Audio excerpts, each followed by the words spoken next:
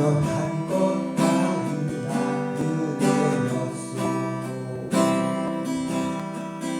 아침에 값지고 저녁에 노는 봄의 꽃향기와 가을의 열매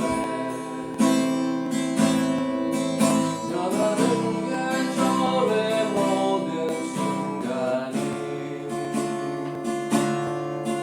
당연한 것 아니라 은혜였소. 모든 것이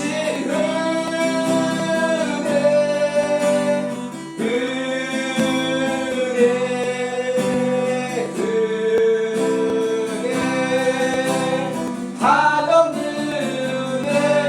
내 삶에 당연한 것 하나도 없었던 것은 모든 것이 은혜였소.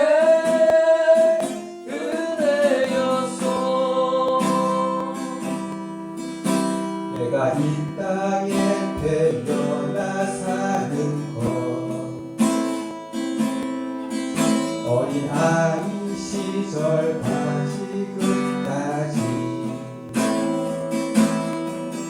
숨을 쉬며 살려 꿈을 꾸는 삶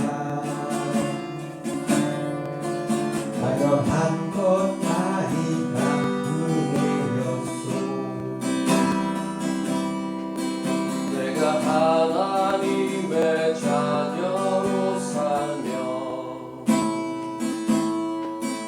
오늘 찬양하고 예배하는 삶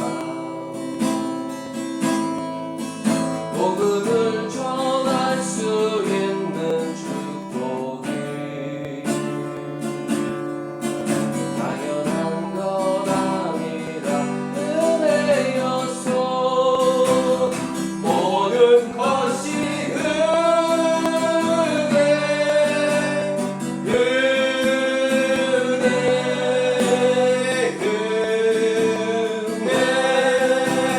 한없는 은혜. 내 삶에 당연한 것 하나도 없었던 것은 모든 것이 은혜였소.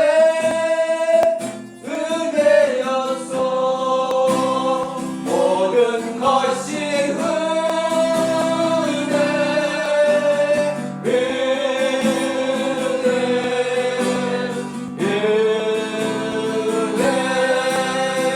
한없는 은혜.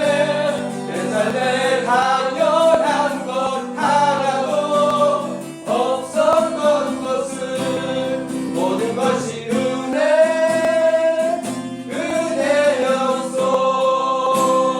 모든 것이 은혜였소.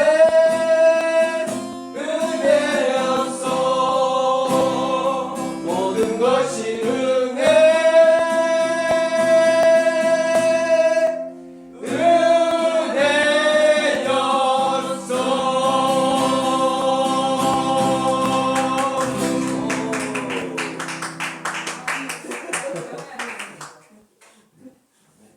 마태복음 8장 23절에서부터 27절까지 말씀 우리가 읽도록 하겠습니다. 자, 같이 함께 읽겠습니다. 짧은 구절이기 때문에 함께 합독합니다. 배에 오르심에 제자들이 따랐더니 바다에 큰 놀이 일어나 배가 물결에 덮이게 되었으되 예수께서는 주무시는지라. 그 제자들이 나와 깨우며 이르되 주여 구원하소서, 우리가 죽겠나이다. 예수께서 이르시되 어찌하여 무서워하느냐, 믿음이 작은 자들아 하시고 곧 일어나사 바람과 바다를 꾸짖으시니 아주 잔잔하게 되거늘 그 사람들이 놀랍게 여겨 이르되 이가 어떤 사람이기에 바람도 바다도 순종하는가 하더라. 아멘. 도대체 이 사람이 어떤 사람이냐라고 하는 거죠. 우리가 일평생 신앙생활을 하면서 저는 이 질문을 늘 할 수밖에 없지 않나 생각을 합니다. 예수 그리스도, 도대체 이분이 어떤 분이신가 라고 하는 거죠. 여러분 어떻게 대답을 하시겠습니까? 아, 예수 그리스도 이분은 이런 분입니다 라고 내가 당연히 대답을 할 것을 기대하고 또 우리가 그렇게 살아가지만, 그러나 오늘 성경 본문을 보면 제자들이 그렇지 못했다라고 하는 것을 조금 더 우리가 살펴봐야 될 필요가 있습니다. 자, 예수께서 배에 오르심에 23절에 보면 제자들이 따랐다, 이렇게 성경에 말씀을 합니다. 사실 예수를 따르는 길이라고 하는 게 이렇게 배에 올라야만 되는 길은 아니죠. 그죠? 예수님을 따라다녔던 많은 무리들은 들판으로 예수님을 쫓아 나가기도 하고, 또 어떤 사람은 해변가에서 예수님의 말씀을 듣고 그리고 부르심을 받기도 합니다. 우리가 잘 알듯이 베드로와 그리고 안드레와 요한과 야고보, 그죠? 예수님의 수제자라고 할 수 있는 가장 측근의 제자들은 언제 부름을 받냐면 갈릴리 해변가에서 어부로서의 삶을 살 때, 그때 예수 그리스도의 부르심을 받게 됩니다. 그들은 열심히 주님을 따라갑니다. 그 길이 들판이건 그 길이 해변가건 오늘 배에 오르시건 간에 제자로서 주님을 따라가야 될 직분을 갖고 있는 제자들 모두는 다 주님을 따라 나서게 마련입니다. 그러나 많은 사람들이 들판이나 해변가나 또 바다나 이런 예수님을 따라가는 그 길에서 서로 다름 때문에 어떤 때는 방황하고 어떤 때는 당황할 때도 있다는 사실입니다. 자, 여기 배라고 하는 것은 예수님의 입장에서 보면, 아니 주님을 따라다녔던 많은 사람들의 입장에서 보면 사실 익숙한 장소는 결코 아닙니다. 여러분 잘 아시듯이 땅과 바다라고 하는 것은 전혀 다른 환경을 갖고 있습니다. 배라고 하는 것은 거친 물살, 바로 그 바다를 가르면서 나가야 하는 것이 또한 배이기도 합니다. 바다에서 우리가 예수님을 따라가는 그 길은 도중에 쉴 곳이 없습니다.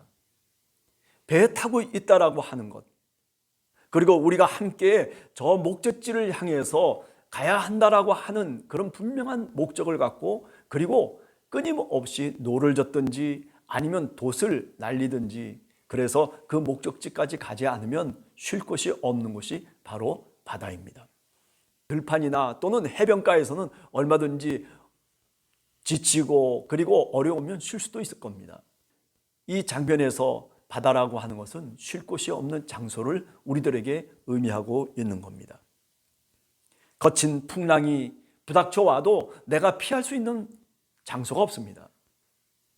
마치 사면초가 되어 있는 것처럼 그 위험 속에서도 어디 다른 것에 기댈 수 있는 방법이 사실은 없는 곳이 바다라고 얘기할 수 있는 거죠.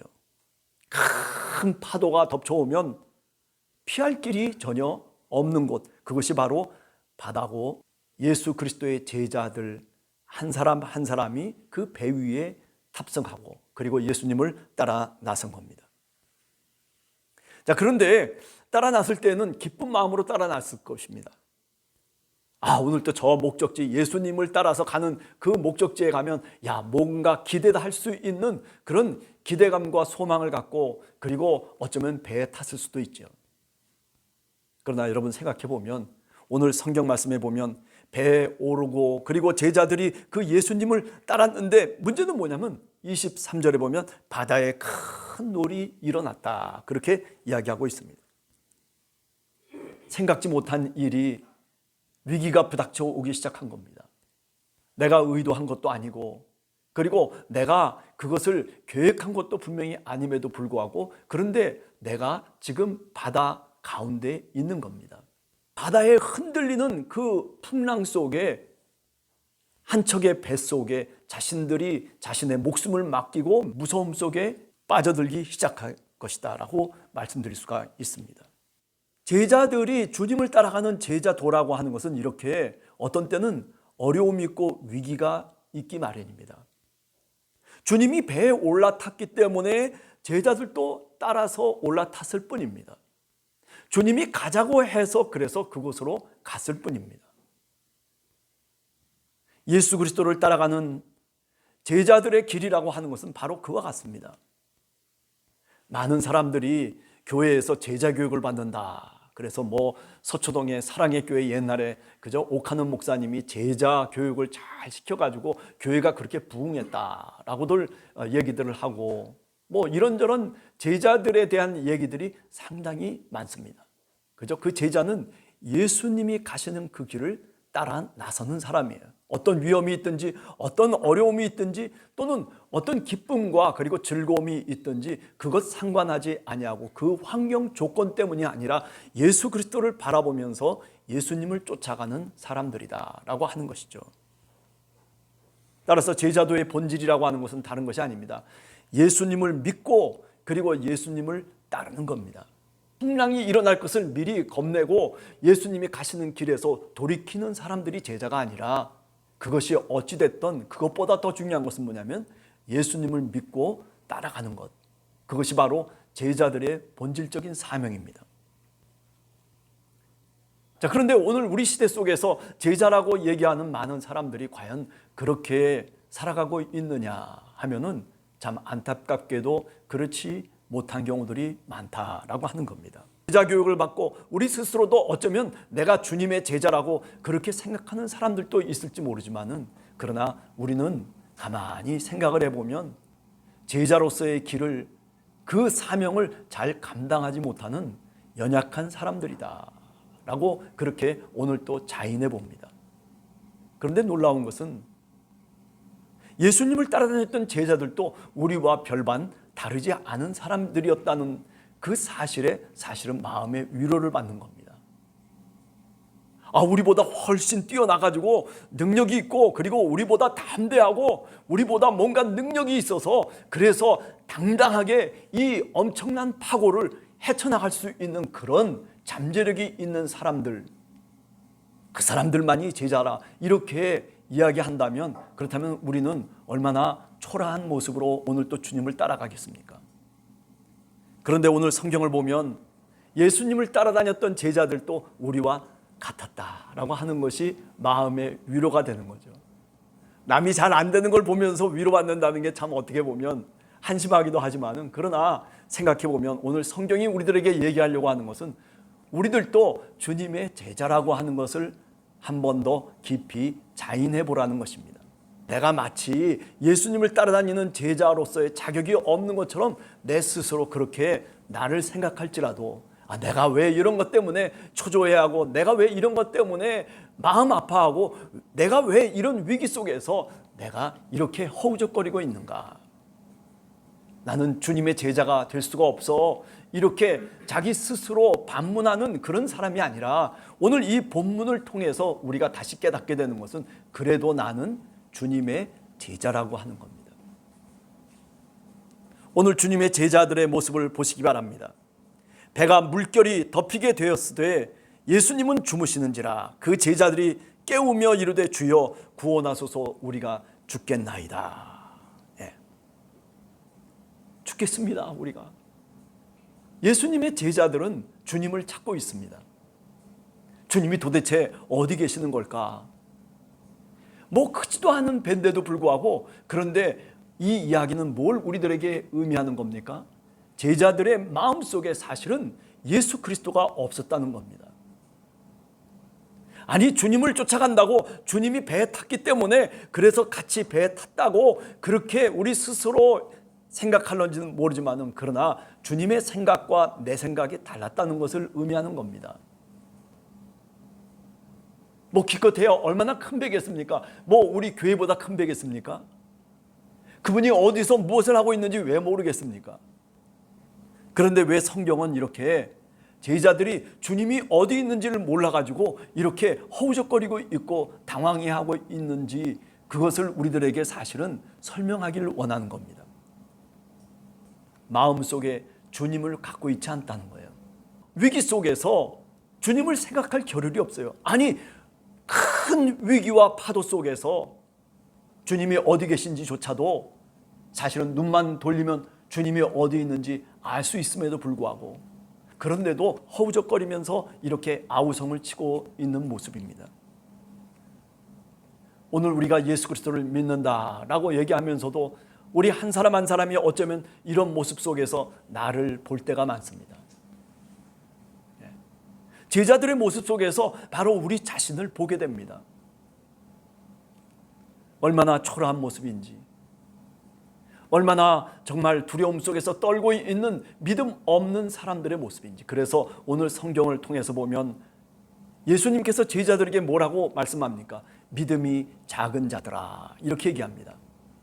이 믿음이 작다는 이 말은 큰 놀이 일어났다라고 하는 말과 대조적인 얘기입니다. 크다라고 하는 말이 헬라 말로는 메가스라고 하는 말입니다. 네.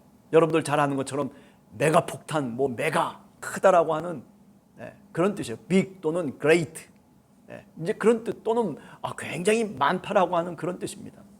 그런데 믿음이 작은 자들아 할 때 이 작음이라고 하는 것은 올리고스라고 하는 그런 헬라 말입니다.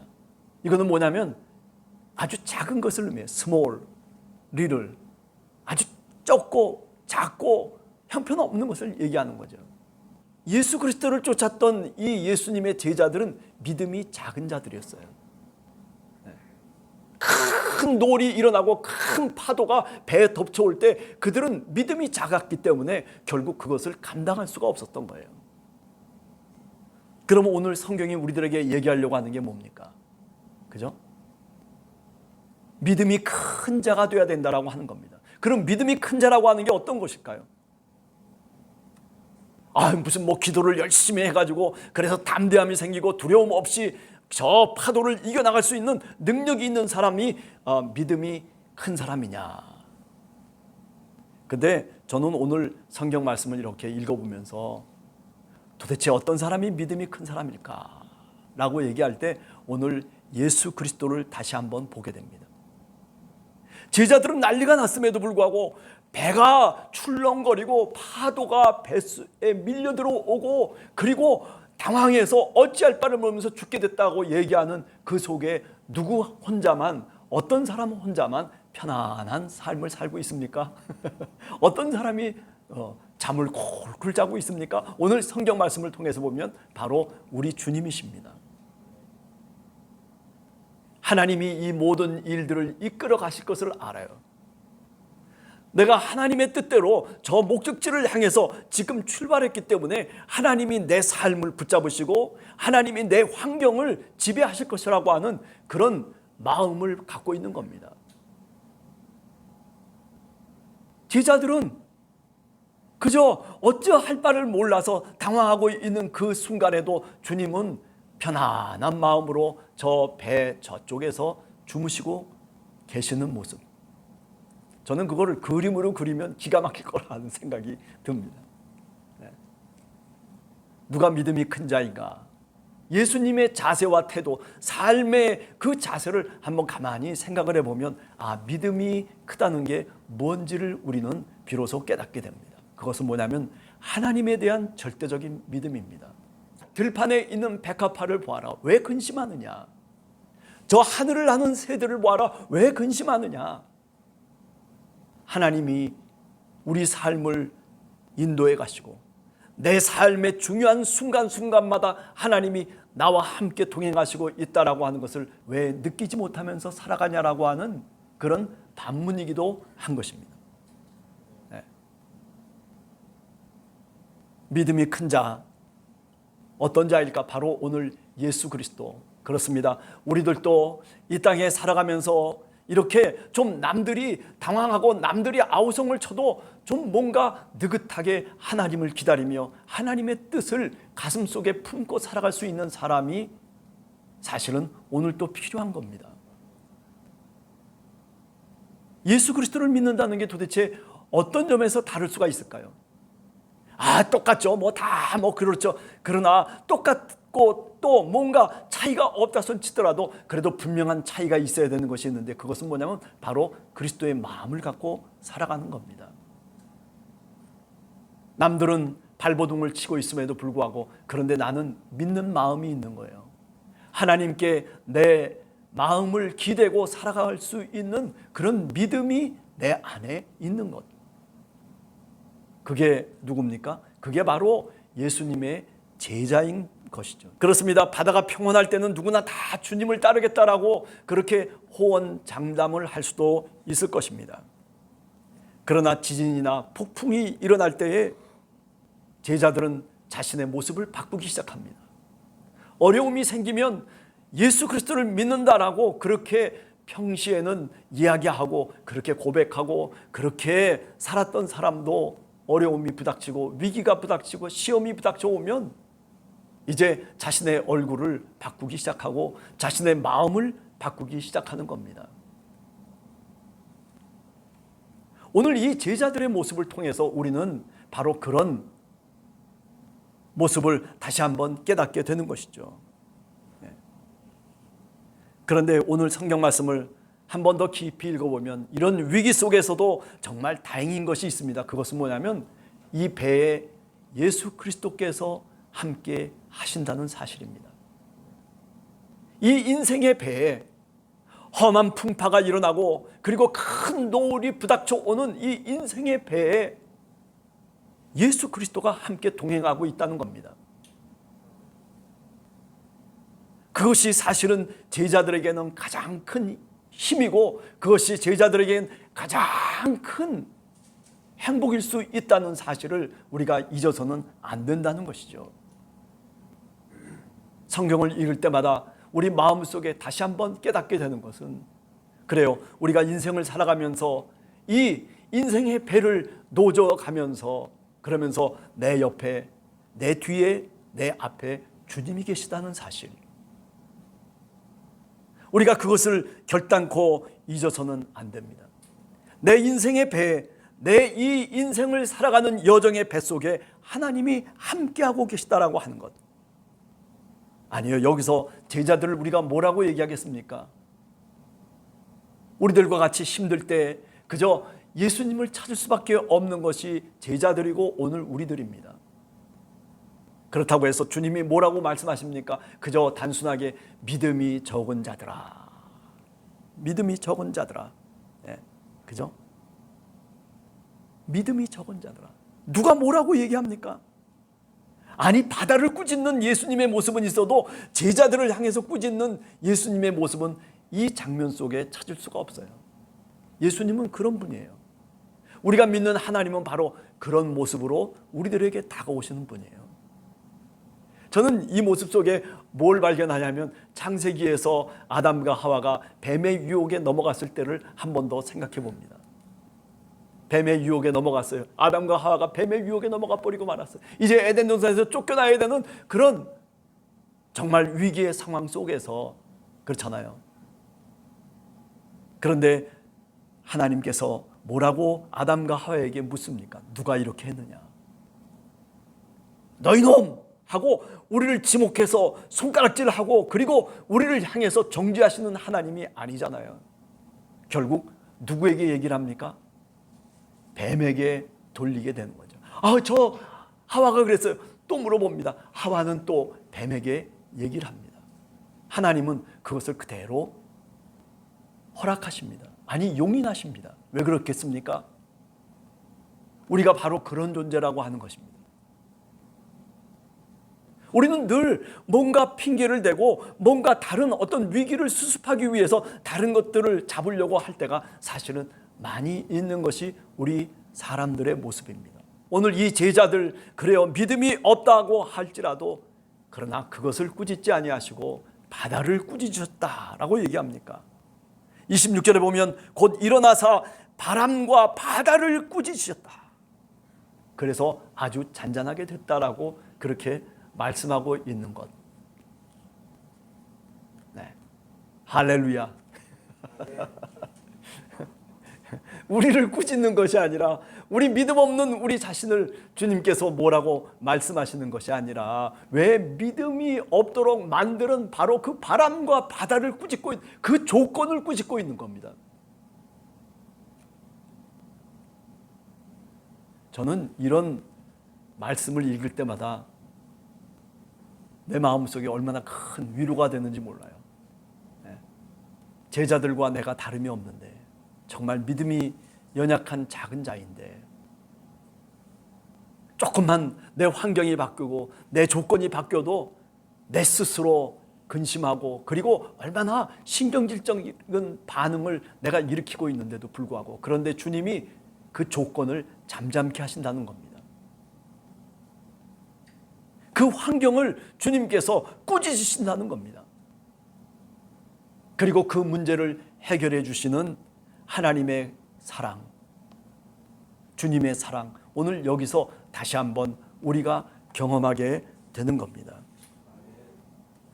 그렇습니다. 힘들 때 제자들처럼 우리들도 그저 믿음이 약하지만은 그러나 죽게 됐다라고 주님께 부르짖어야 돼요.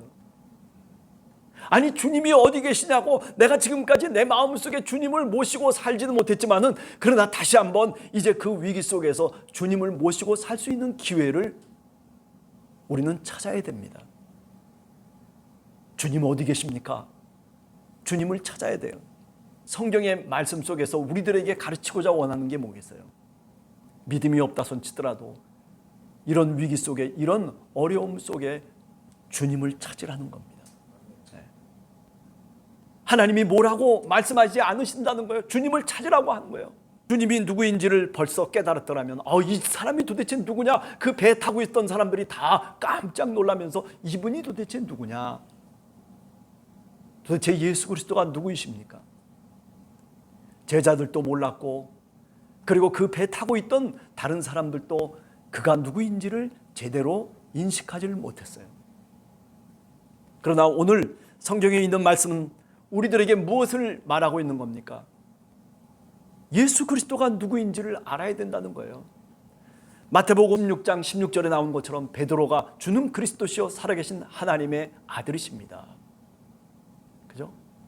그런 신앙의 고백을 우리들한테 들려주고 있습니다. 오늘 이 순간에도 그 문제를 해결하는 예수님을 만나면서 어쩌면 주는 그리스도시요 살아계신 하나님의 아들이라고 하는 그런 고백이 나와야 될 장면이 바로 이 장면이 아닌가.